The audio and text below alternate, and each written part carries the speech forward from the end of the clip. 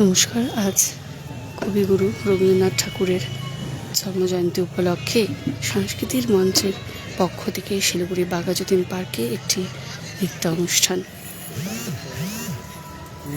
পিছনে যারা ছিল তারা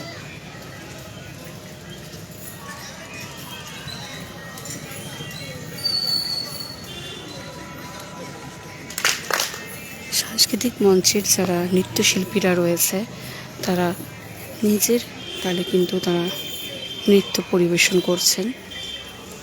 কবিগুরু রবীন্দ্রনাথ ঠাকুরের ১২৫তম জন্মজয়ন্তী উপলক্ষে রবীন্দ্র জয়ন্তী উদযাপন শিলিগুড়ি বাঘাযতীন পার্কে সাংস্কৃতিক মঞ্চের পক্ষ থেকে।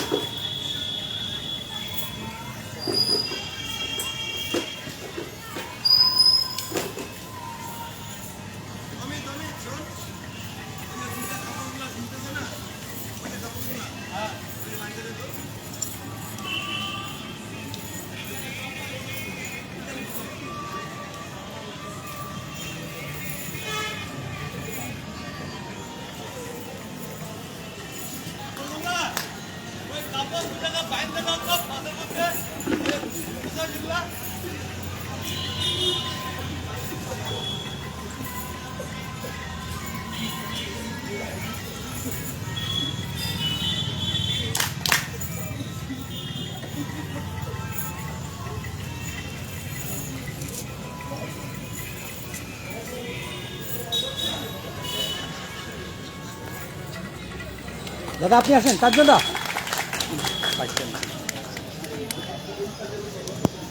আমার ওয়ার্ডে যে আমার পড়ার ব্যাচ আছে সেখান থেকে শুরু করে সেখান থেকে শোভাযাত্রা শুরু হয় বাঘাযতীন পার্ক অব্দি এসে এখানে মাল্যদান করা হয় রবীন্দ্র মূর্তিতে এবং ছাত্রছাত্রী সকলেই পুষ্পার্ঘ্য অর্পণ করে, শ্রদ্ধা নিবেদন করে এবং তারপরে আমরা এখান থেকে আবার সেই পদযাত্রা এবং শোভাযাত্রার মধ্যে দিয়ে ওখানে চলে যাই। ওখানে গিয়ে আমাদের ছোট্ট একটি সাংস্কৃতিক অনুষ্ঠান হয়ে থাকে। আসলে হ্যাঁ বলুন। আপনার ইনস্টিটিউটে এটা বড় করে করেন? হ্যাঁ হ্যাঁ, আসলে ছাত্রছাত্রীদের মানে পুঁথিগত বিদ্যার বাইরেও সাংস্কৃতিক চর্চার প্রয়োজন।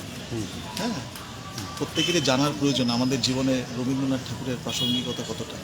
সেই দেশ স্বাধীন থেকে শুরু করে এবং সামাজিক বিভিন্ন দিক থেকে শুরু করে নারী শিক্ষার প্রসারের দিকে রবীন্দ্রনাথের আমরা প্রত্যেকেরই জানা এবং যারা ছোটরা আগামীতে আরও জানবে প্রত্যেকের মধ্যে এই বার্তাটি পৌঁছে দেওয়ার জন্য এবং এই মহাপুরুষকে শ্রদ্ধার্ঘ্য নিবেদন করতেই আমাদের প্রতি বছর এই বিশেষ আয়োজন এবং আমার সেই প্রাক্তন ছাত্রছাত্রী সকলেই যথেষ্ট সহযোগিতা এবং ওরাও যথেষ্ট উৎসাহিত থাকে আজকের এই বিশেষ দিনটি এই পদযাত্রা বা শোভাযাত্রায় অংশগ্রহণ করার জন্য। আপনার নাম পরিচয়? আমার নাম কাঞ্চন দাস। ধন্যবাদ। ইতিমধ্যে কিন্তু সাংস্কৃতিক মঞ্চের পক্ষ থেকে যে রবীন্দ্র জয়ন্তী উদযাপন তাদের সকল ছাত্রীরা আজ এই যে রবীন্দ্র জয়ন্তী সেই রবীন্দ্র জয়ন্তী তারা উদযাপন করলেন শিলিগুড়ি বাঘাযতীন পার্কে। ইতিমধ্যে সেই চিত্র তুলে ধরলাম আপনাদের সকলের কাছে। এই মুহূর্তে বিদায় দিন। নমস্কার।